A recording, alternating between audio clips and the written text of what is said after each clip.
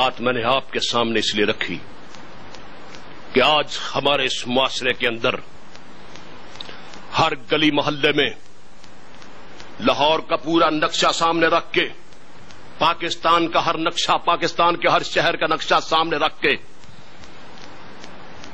لاکھوں قادیانی مبلغین کی ڈاریں ہمارے پاکستان میں اور بیرون دنیا میں بکھری پڑی ہیں، اور وہ امت مسلمہ کے ایمان کو لوٹ رہی ہیں نبوت اور رسالت کے نام پر۔ دکھ کی بات یہ ہے کہ ہمیں اس کام کے لیے جو مزاحمت دینا چاہیے تھی وہ مزاحمت ہم نے نہیں دی۔ میں دعوے سے کہتا ہوں کہ آج بھی پاکستان میں ہر سال 10,000 مسلمان قادیانی ہو جاتا ہے۔ اس کا جواب کس نے دینا ہے؟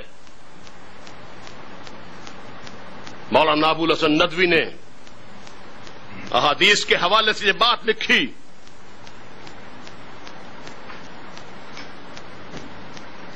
بھائی تشریف رکھے جلدی، کہ جس دور میں کسی مسلمان کا ایمان لٹے گا قیامت والے دن اس دور کے سارے مسلمانوں کو اللہ کے دربار میں کھڑا کر کے اس مسلمان کے ایمان کا حساب مانگا جائے گا کہ بتاؤ تم اس وقت طاقتور تھے، باصلاحیت تھے، تمہارے سامنے اس کا ایمان لٹا، تم نے کیا کیا؟ سرور کونین صلی اللہ علیہ وسلم نے ارشاد فرمایا میری امت کی مثال دیوار کی اینٹوں کی طرح ہے، جس طرح ایک اینٹ دوسری اینٹ کو سپورٹ کرتی ہے اسی طرح میرا ایک امتی دوسرے امتی کے ایمان کو سپورٹ کرتا ہے۔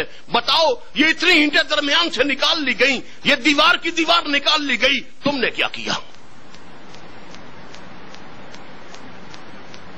اس لاہور میں پچھلے دنوں کم از کم 10-12 واقعات میرے سامنے آئے ہیں، باقی پتہ نہیں سینکڑوں ہیں۔ قادیانیوں نے اپنے آپ کو مسلمان ظاہر کیا، عامر صاحب ان واقعات سے واقف ہیں، سامنے تشریف فرما ہے، اپنے آپ کو مسلمان ظاہر کیا اور مسلمانوں کی بیاہ کے لے گئے۔ جب وہ 2 بچوں کی مائیں بن گئیں تو پھر بتایا کہ ہم قادیانی ہیں، اور یہ کام پوری دنیا کے اندر جاری و ساری ہے۔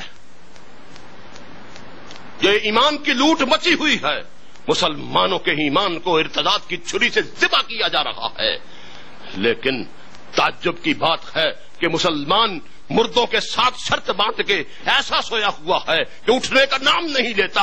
اس کی پلکوں کے اوپر اتنے بھاری پتھر ہیں کہ وہ پتھر اس کی آنکھوں سے ہٹتے نہیں ہیں، اس کی نیند مردوں کی نیند سے زیادہ بدتر ہو گئی ہے۔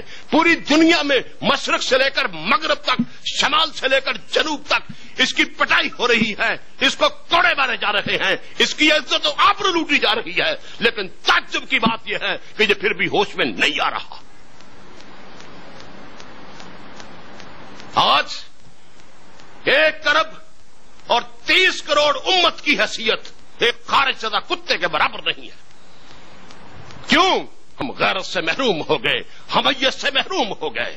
مجھے اس امریکی جرنیل کا قول یاد آ رہا ہے جس نے کہا تھا عراق میں، جس نے کہا تھا کہ ہم مسلمانوں کو مارنے کے بعد ان کی لاشوں کو گھنا نہیں کرتے،